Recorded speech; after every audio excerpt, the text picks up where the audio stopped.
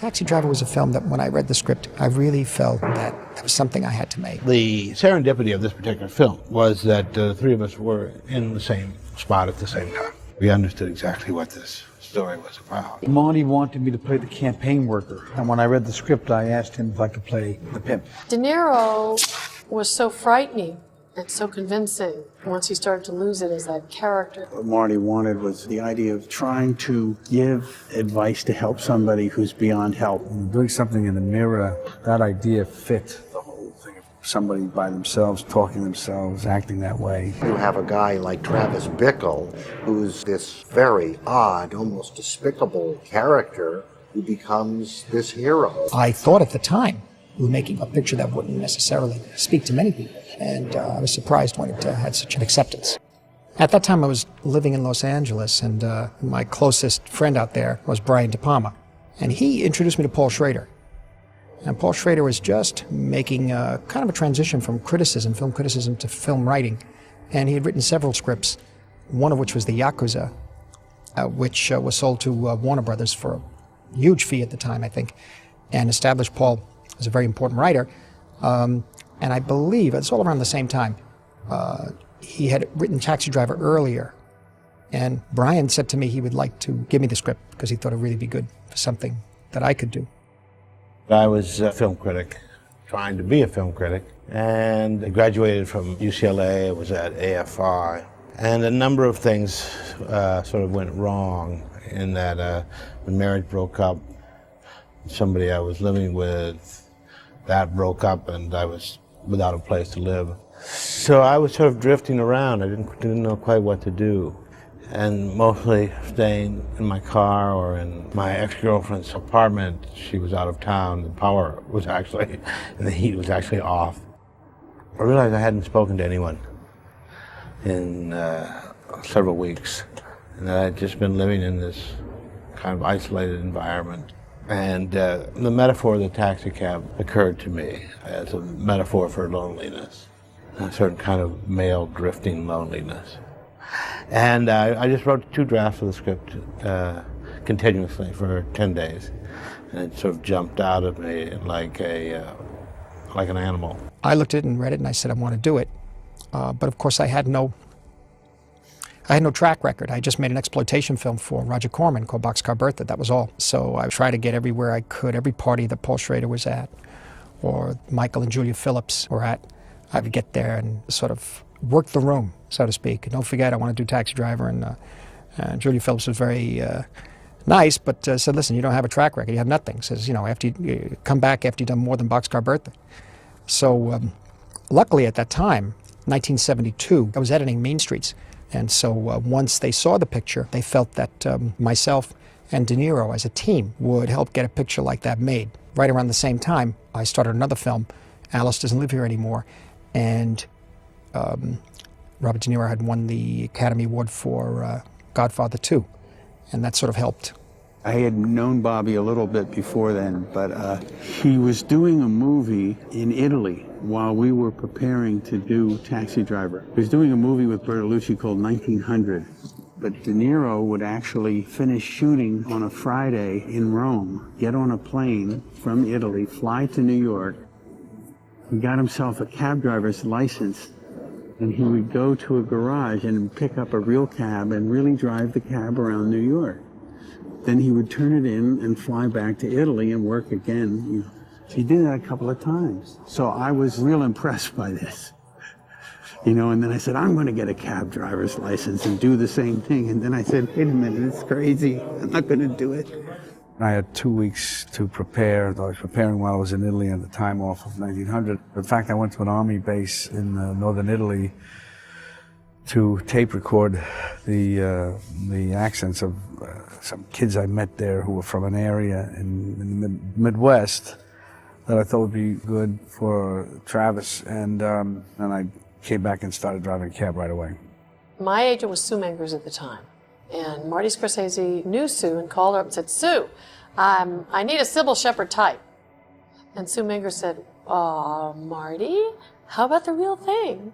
I was doing a lot of stand-up comedy on television at the time, and I think that he was a fan, and that's sort of one of the things he liked to do in his casting was use people that hadn't been used yet. This was one of the roles that really wasn't even written. So our real job was to come up with what to say. I think that's really why Marty hired me, was he thought I could help do that. And I remember the funny story to me was that at the end of the movie, Paul Schrader came up to me and he said, "Thank you very much. Your character was the only one I didn't really know." And I'm thinking, I was the one you didn't know? That's just a simple guy who has a daily job. You knew the pimp and the guy who shot 80 people and all those others, but me you didn't know. I said, well, all right, I'm glad I could help. What I recall is Marty giving me the script and telling me which part he'd like me to play. It wasn't the part of the pimp. Marty wanted me to play the campaign worker. And when I read the script, I asked him if I could play the pimp. And he said, it's such a small part. Because in the original script, I believe it was only about 5 lines. I said, I have an idea about him, and he said, okay. So I developed the part after that with Marty. The character that Harvey played in my original script had been written as black. And then it was a hard decision, but we just felt it was too socially irresponsible. Because of the latent racism, not so latent racism of the main character, we felt that there might be riots and violence in theaters if we went that way. So then we said we'll make Harvey's character, make him white. Him white and try to take, we'll leave the racism in the movie, and the racism is still in the movie, and Travis is a racist character. But we'll take the really incendiary stuff out of it. When I first read the script, I threw it across the room. I was insulted to be offered such a nothing part. That's how I remember it. All due respect to Paul Schrader. When I went in to rehearse with Marty and De Niro, we ad-libbed on videotape. Scorsese had a black and white video camera which he handheld himself, and then that night after we had gone home, Marty would go through and pick out, he would reconstruct the script using Paul Schrader's lines, but also using what he liked of what we improvised. You know, there's a fine line of helping the movie or just overindulging or indulging and not furthering the story in a proper way. So we just were trying to improve for whatever reasons. At the time we felt character-wise it'd be good for him to do this and that. Maybe flush out the scenes like the one with Cybill, trying to pick her up and so on. People have a misconception of what improvisation is. Improvisation isn't when the movie camera is rolling, making stuff up, but it's done a lot earlier in a rehearsal situation. Then out of that, what the actors do and what Marty likes is set in stone, and then that's what you shoot. That's usually why you do them, to flush them out or find something that's looking for more elements that relate, that are good, and yet not overdo it so you just, sort of wallow in improvisation. You got to move forward, make the point, and move on. Marty took a bunch of us and we went to this place called the Belmore Cafeteria, which for years had been a hangout for cab drivers. We met with a couple, including a guy who was an actual dispatcher. After we met, Marty said, "Do you have any ideas?" And I said, "Well, I'll just write up some notes." And I made a little cassette. This conversation, supposed to have this conversation with Travis, who was on the verge of going psychotic. So I said, "Well, Marty, this is what I think." And he said, "Well, that's good. I like that. And just give me the tape, and it became part of the script." I met this girl who was maybe 15. She was a working girl. So I invited this girl back to my room, my hotel, and I said, I just want you to meet somebody tomorrow morning. I'll give you some money, that's going to be that, this is a purely a social thing. But I was afraid if I lost her, I would never find her again. So I paid her to stay on the sofa in the hotel suite. And I put a note under Marty's door, and I said, "I met Iris last night, and we're going to have breakfast at 8 o'clock. Come down and meet us." So he came down, and a lot of what showed up in Jodie's performance, we saw that morning in that girl. The speech pattern, the sunglasses, the bread with the sugar and the jam on it. She was a junkie. It took a character that had been sort of theoretical and also made it real. It is like a horror film in a way. It's a New York Gothic, we call it. But I didn't say we're going to make a new style or we're going to make the film very stylish. It's the way I saw it. And I drew as many of the shots as possible so that we wouldn't have a situation where we walk on the set and we didn't know where the camera was going to be placed. Marty does the very best storyboards of anybody I've ever seen. And he does them in part, and I think it's very important, it's hard to explain this to anyone except from the inside. It's important that storyboards not be good, not be well drawn, and not be complete or artistic in any way. At least it's important to me. And Marty never did that. He did wonderful kind of little sketches like this, and then we'd be an arrow, and there would be blood, and it would be red. And it had a cartoon quality, and it gave vibrancy to what he was trying to express. They were like road directions, really, more than anything else. They pointed, they said, we're going this way with this, we're going to go this way, we're going to do this, And that's why they were so good. Before we shot the first scene, I arrived on the set early in the morning at this parking garage where the cabs shape up on the west side of Manhattan.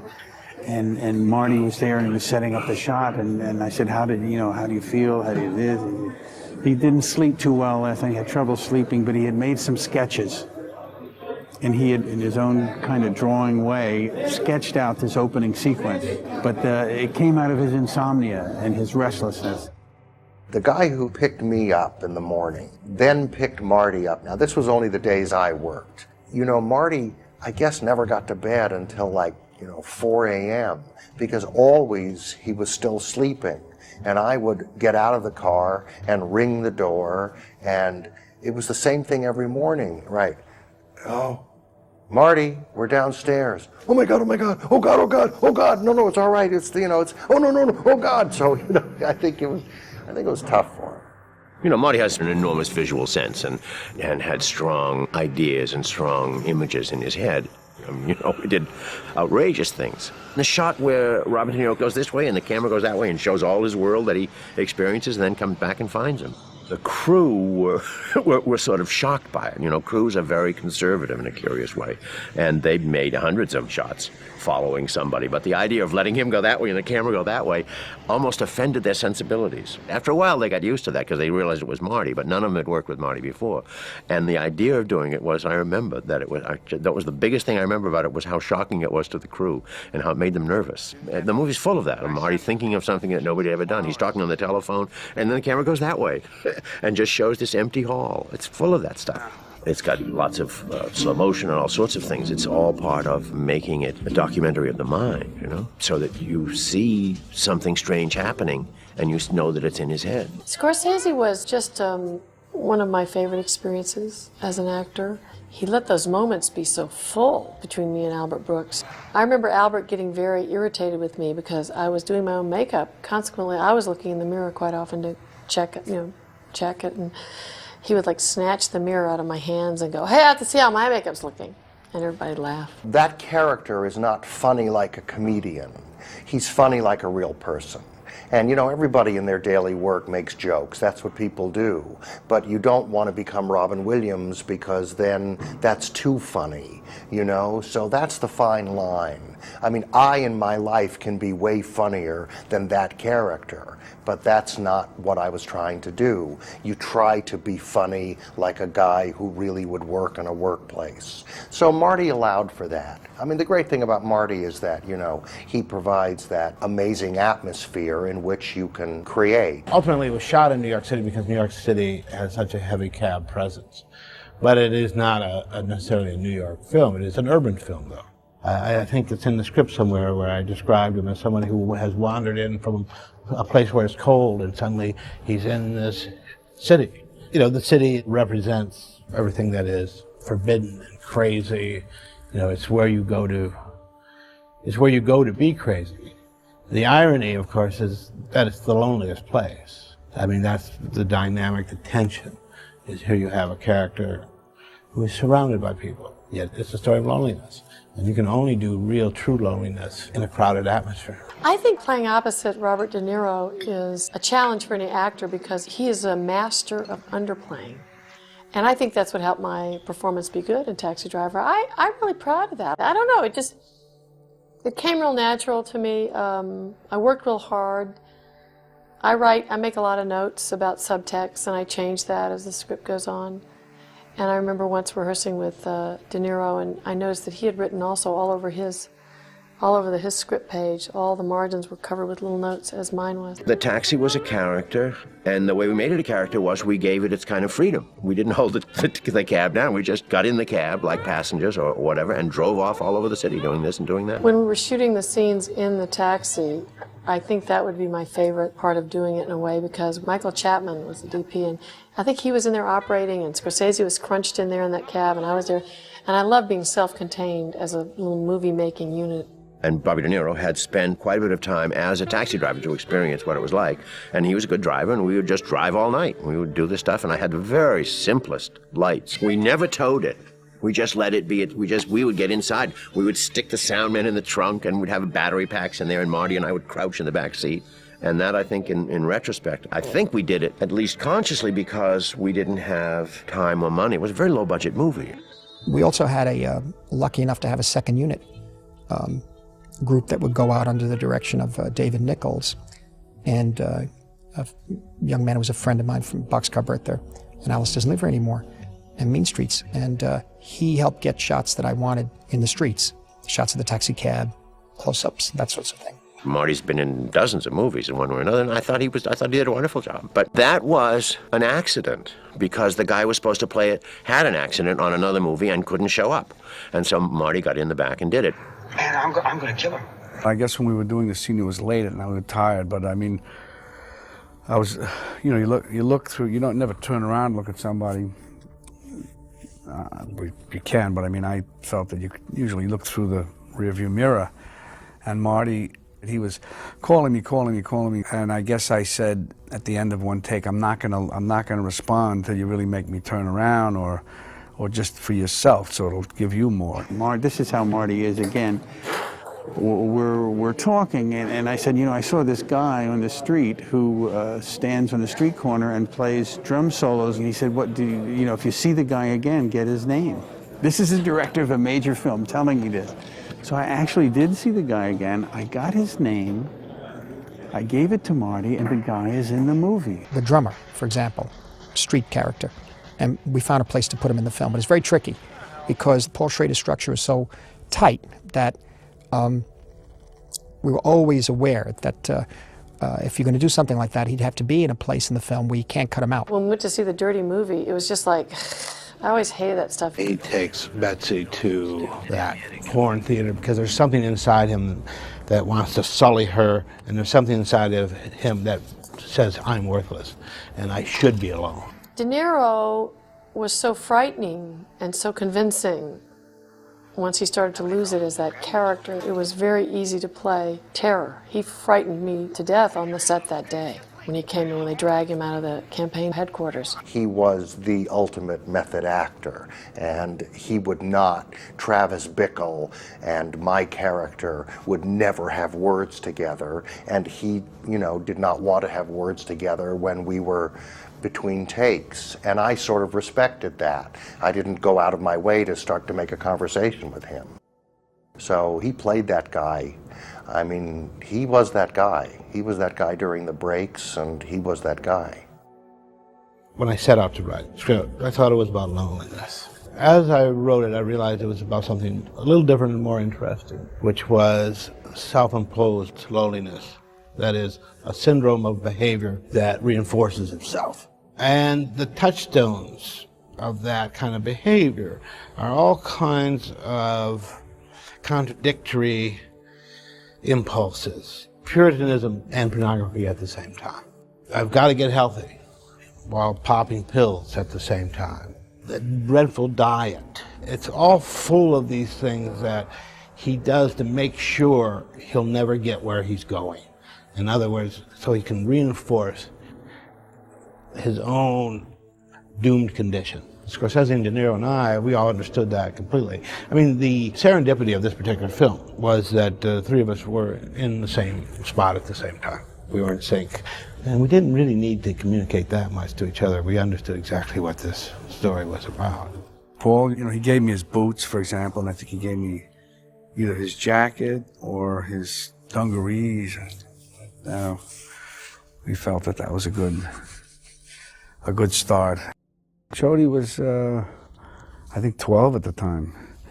And I saw her in Alice Doesn't Live Here Anymore, and she was terrific in that, but she was still yet younger. I mean, was that a year or two before or more? But she was great, smart and a good person to work with at such a young age, too, Well, she was a very charming girl to be around, a lovely teenager, just pleasant to be in her company, and very smart. You could see her smartness, her brightness at that time.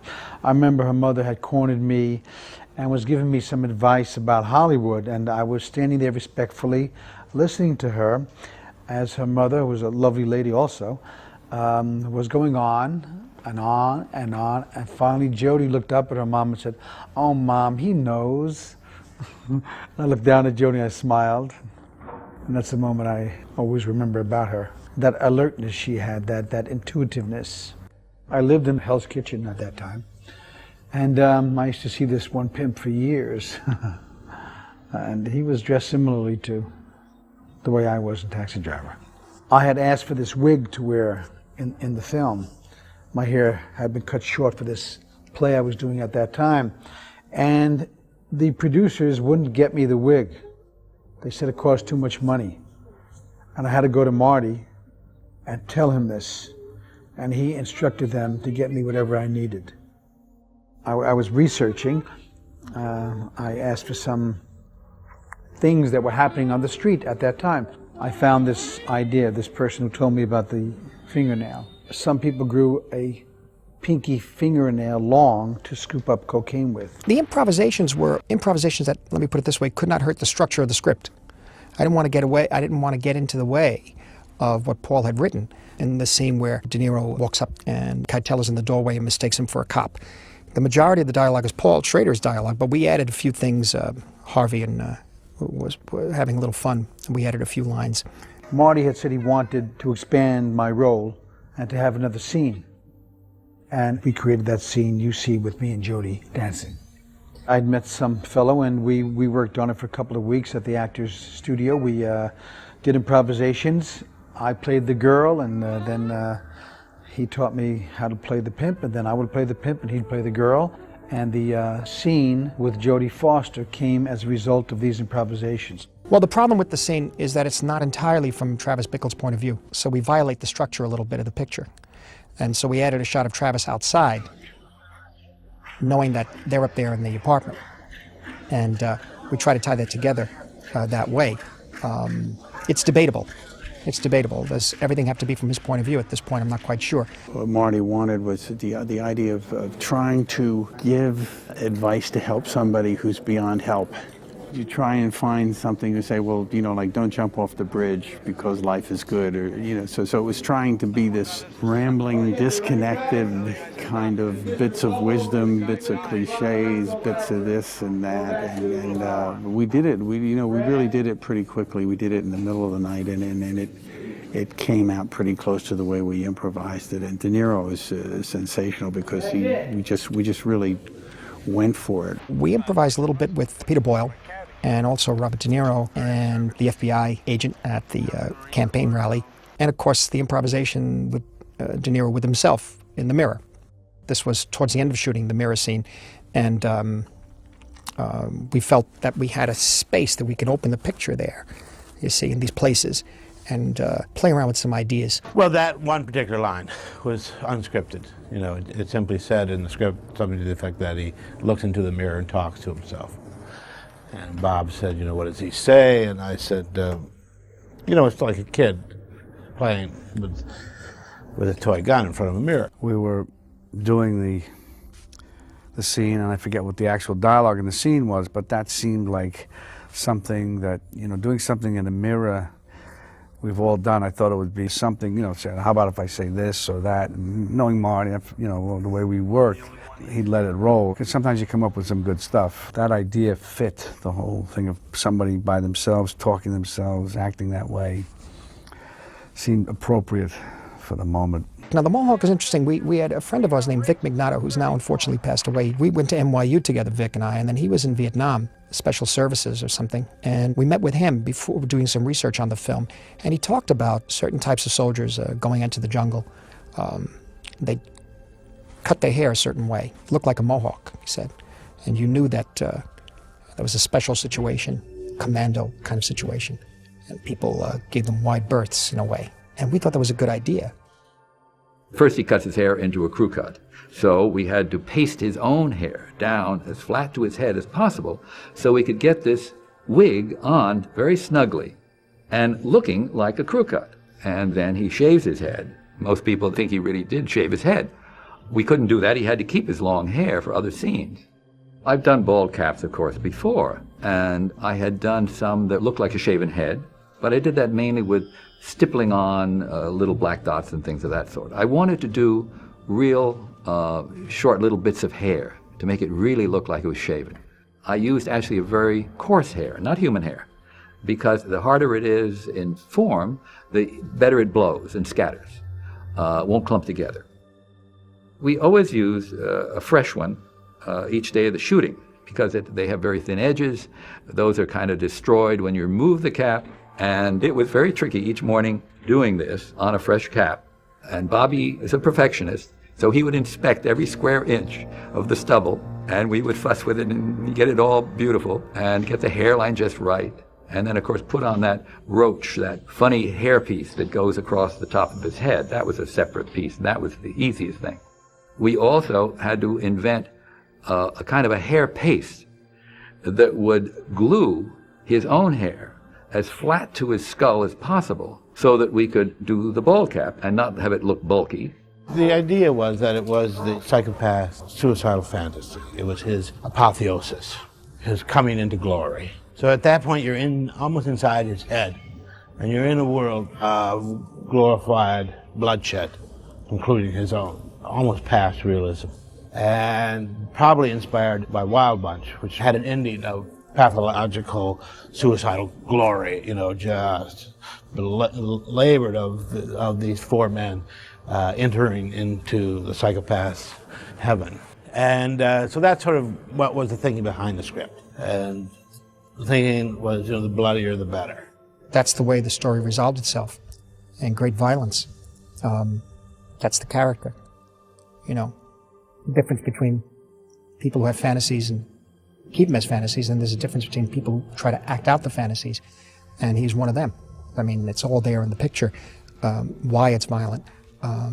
The violence was shot as written, and it was designed very carefully, and took quite a while to do. You know, Marty is very good at this stuff, and we worked this out together. In other words, I would say, well, I can't really put a knife right through a guy's hand. And he said, well, I could edit, I could do this and so forth. So, you know, part of these schemes for getting these illusions are definitely part of the director's creativity as well. He knows what he wants, and he knows how he can fudge it, you know, to get what he wants. The script was clear. There were storyboards of every bit of action. The problems for me were much of the action was in a long, narrow hallway, and then a staircase, etc. We took over a condemned building in New York on 89th Street and Columbus Avenue, and we built Travis's apartment in that building, and we built Iris's apartment, and we used the hallway. And we started at the ground floor, and we worked our way up.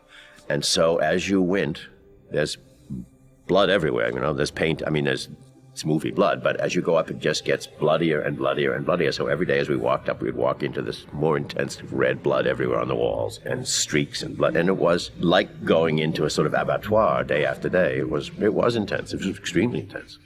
The toughest effect was to blow off the hand of the man who was guarding the staircase. If we weren't confined in this narrow set, if I could have stood nearby, I would have used a monofilament to just yank off part of a false hand, and that would have been simple to do.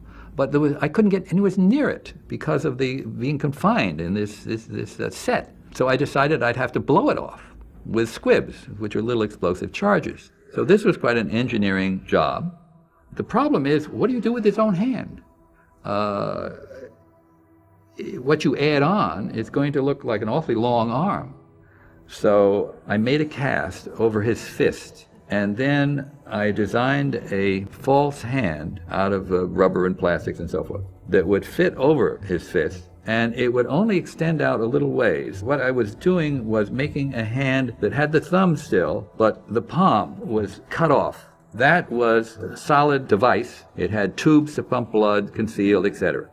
Then I made, out of a brittle wax, a reproduction of the missing part of the hand, the upper palm and the fingers.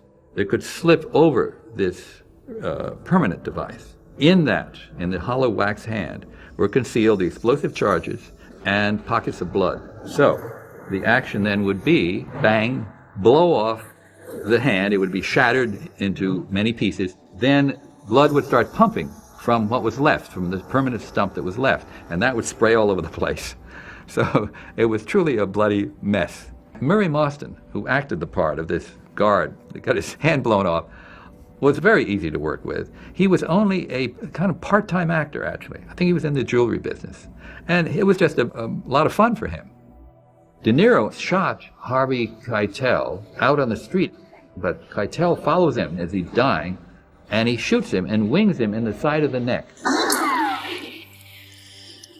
And I invented a new device. That was the first time I used it. I made a plastic appliance that had a tube concealed in it that could be connected to a source of blood.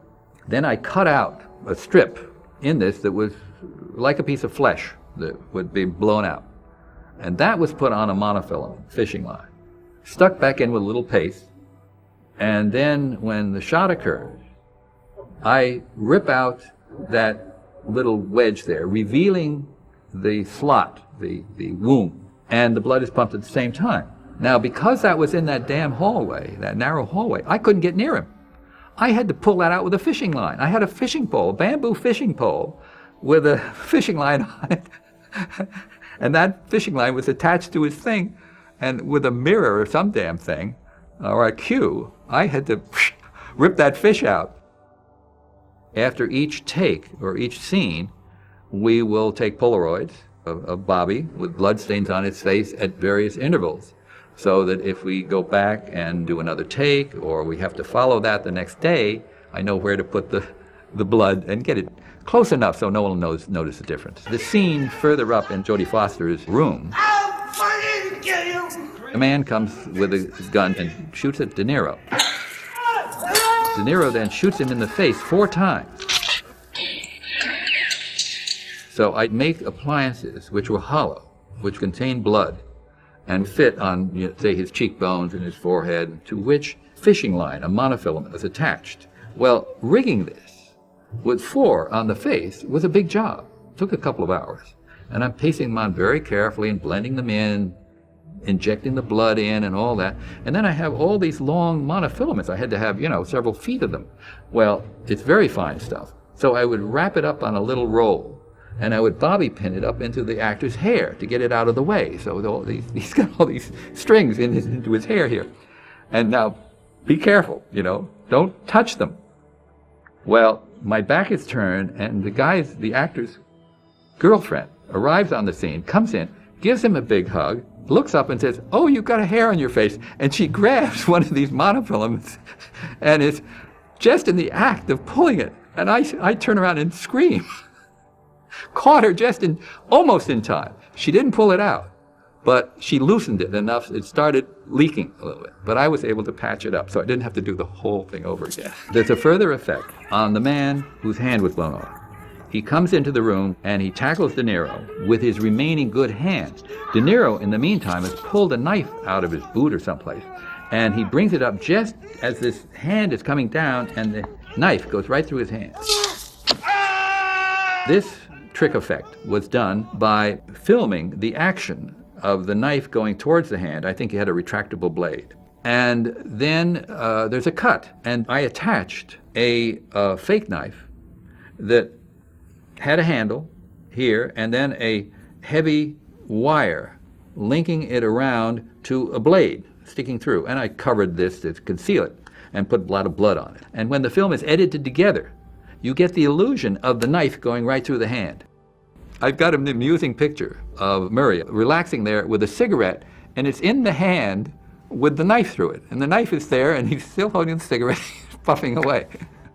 In those situations that are so gruesome, those kind of scenes, and you're waiting around for things, so you kind of like everybody gets a little silly and you joke around because it's so.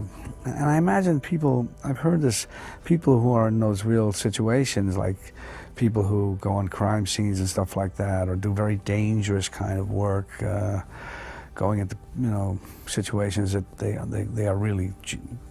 They make jokes and kid with each other. What else are you going to do? I mean, it's not going to change anything. So that's kind of like when we're doing those scenes, with all that blood and violence, and like it's joking around. When the man with the hand blown off is finally shot, you don't see anything happen in front, but you see the results. You see blood suddenly spray out of the back of the head against the wall or whatever's there. So that's the special effects department. And they put a plate on the back of the head to protect it. Then they put an explosive charge, and then a bag of blood, maybe with some bits and pieces in it even, and put that on the back of the explosive. And then when they blow it, you get this horrible spray of blood and stuff. The tracking shot at the end, looking directly down at them at the end of the shootout, is an example of how good Paul Schrader's script is, because the script describes the camera looking down and pulling back and going all the way down the hallway and outside. Now that was impossible to do because we didn't have a stage. We had an old brownstone on 80th Street, and the exterior is somewhere down on the Lower East Side. So we couldn't do that, but we tried as best we could to do the nearest equivalent that we could think of. And that turned out to be cutting the ceiling open. For 3 months, they were digging into the ceiling so that we'd eventually get the one shot at the end. While we were shooting in there, we'd stop the digging and they'd put the ceiling up and that sort of thing. But that was being worked on for like 3 months. I went up into the floor above and I took a piece of chalk and I drew where I assumed it would, kind of hoped it would be. And the grips came with chainsaws and cut it open. And the building began to come apart because we cut all the beams. The building was barely standing anyway. So they had to go running around and prop the whole building up so we could do it because it was going to come apart like a piece of cake. Finally, we got to shoot it, but we were really, really hampered by the, Jodie was 12 years old, so we had certain labor laws to deal with, and we always shot late. We always went over schedule for the day. And we wound up, at that point, I remember, it was very tension-filled because we only had 20 minutes to shoot it once we lined it up because of the child labor laws. We did it in 20 minutes, 2 takes or 3 takes. We built a track and we hung the operator looking straight down. I think he's actually hand-holding the camera. And we pulled him. The grips pulled him along to make that shot. Marty had shot the picture in New York, obviously, and decided not to do any editing at all while he was shooting.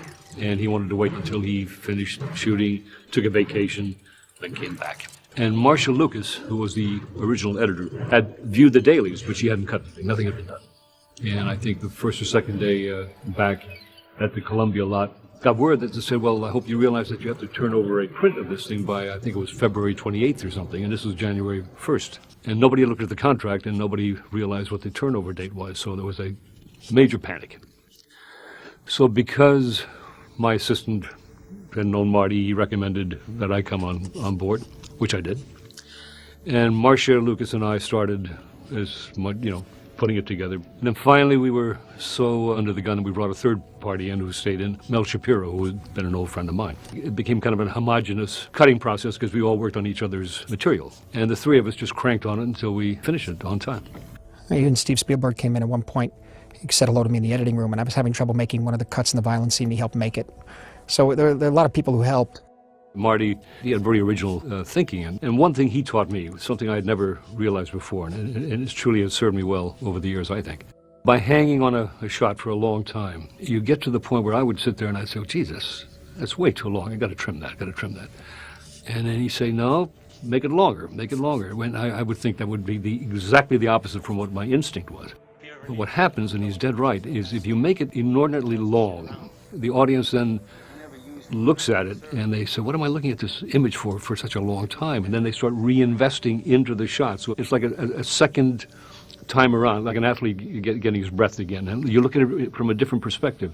It's a wonderful revelation. There's one scene where Travis starts to turn and he's saying a word, and then we go back and start it over again. And he turns, and I remember that one always kind of threw me, but it was very effective. I thought it was just too violent.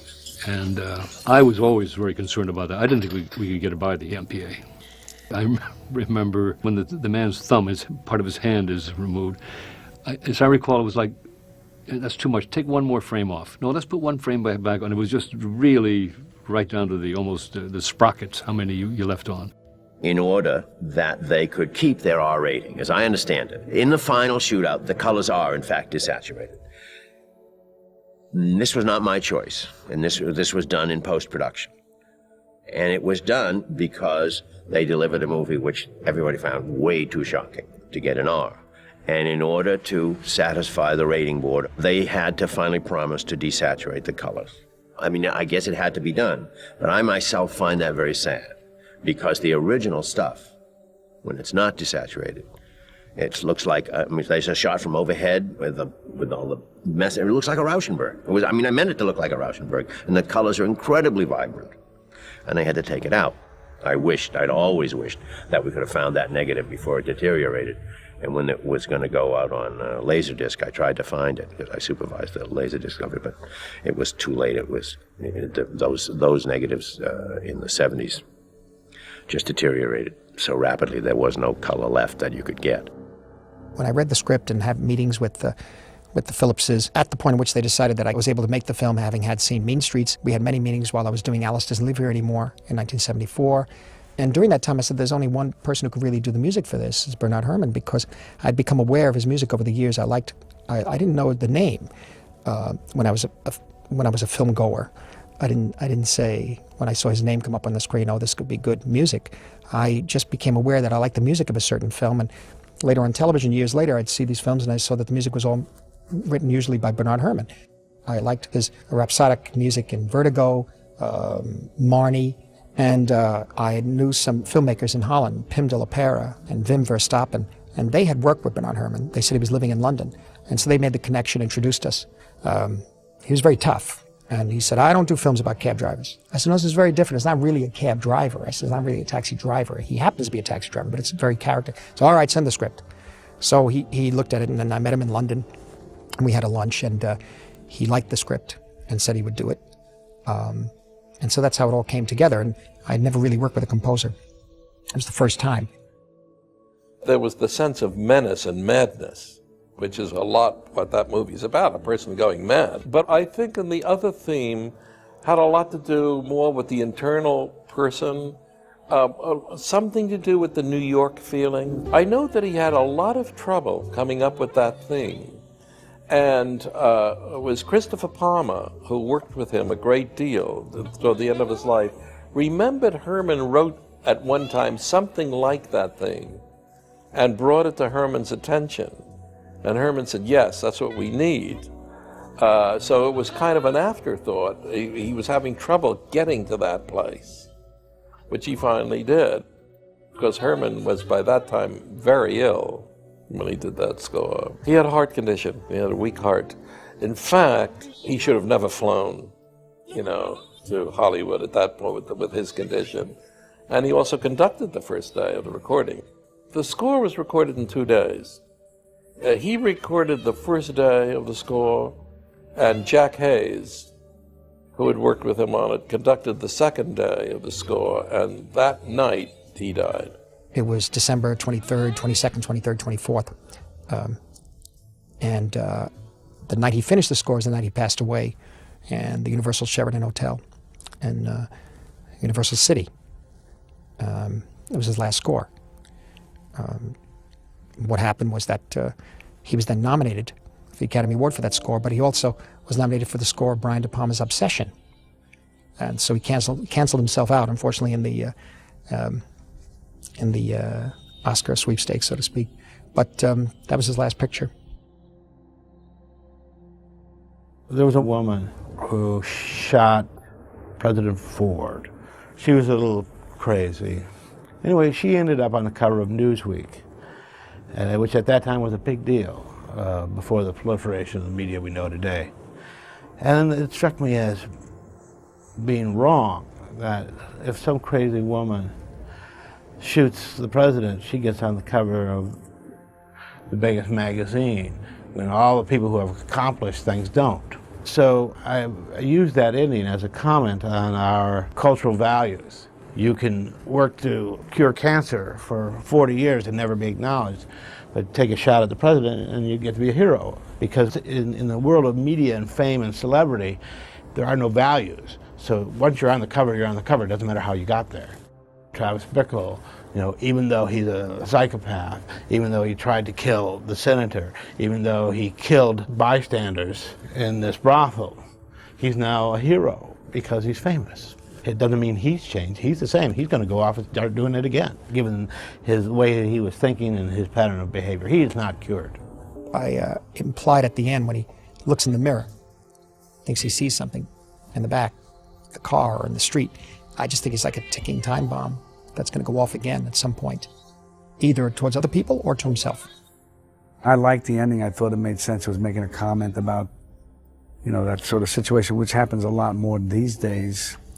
Someone like him, becoming a hero in an odd way. After the film came out, I had an office at Columbia, and I came back after lunch, and the pool secretary who was there said to me, don't go in your office, there's someone there. I said, who is it? She said, I don't know, he just came in, he wouldn't say who he was. So I went in my office, and there's a young man there. And he said to me, I want to know how you found out about me. So what do you mean? He said, well, I've hitchhiked down from Seattle. I saw this movie, Taxi Driver. Who told you about me?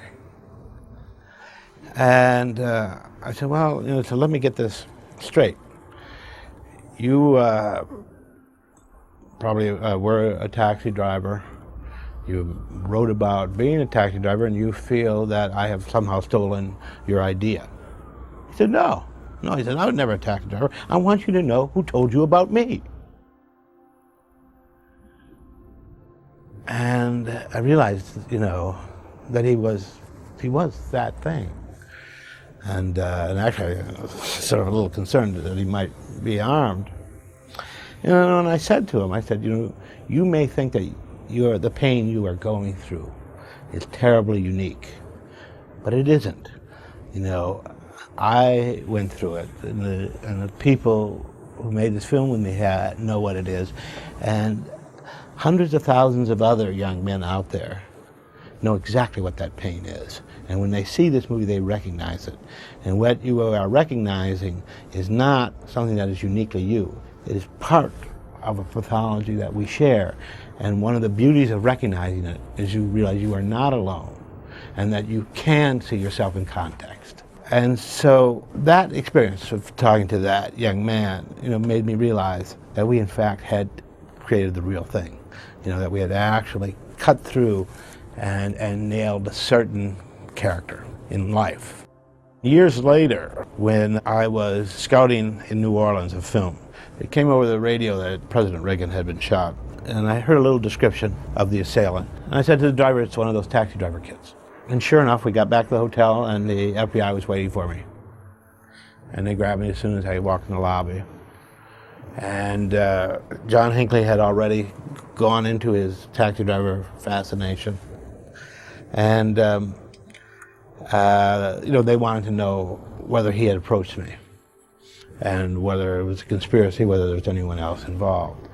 But it is a particular kind of breed of white boy, these taxi driver people. We will always have that character, and I honestly believe in censorship, and I do believe that artists should be responsible, and I'm not someone who says you can do anything. But you are not going to get rid of the John Hinckleys of this world by censoring art.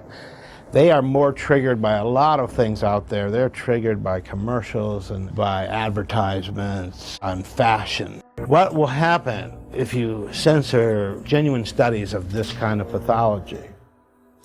You will still have the pathology, you just won't have the study. In other words, you will still have Raskolnikov, but you won't have Crime and Punishment. That's all that will happen. You will lose the work of art that comments on the character, but the character will still be going along his merry way because he really wasn't created by art. And art, when it's done right, really is a curve and helps these people put their lives in perspective to the extent that they can. People have asked, why this particular film seems to survive. And I think one of the reasons is that it is absolutely the real thing. I can't hardly think of anything that's false in it. It is a genuine kind of statement of a certain pathology from inside the minds of three men who were locked into it and understood it. Taxi Driver was a film that when I read the script, I really felt that it was something I had to make. I really understood the emotions and the not necessarily psychology. Let me put it this way: if I could verbalize it, I wouldn't have to make the picture. And then Schrader could verbalize it. He was able to write it on the page, and I felt all those feelings in that story at that time. I was 31, 32 years old, and really felt that way at times. And so this was something I thought that was special to express. De Niro, I think, felt very strongly about it too. I thought at the time we were making sort of a labor of love, a picture that wouldn't necessarily speak to many people, maybe to a darker side of some people. But, and I was surprised when it had such an acceptance of an audience.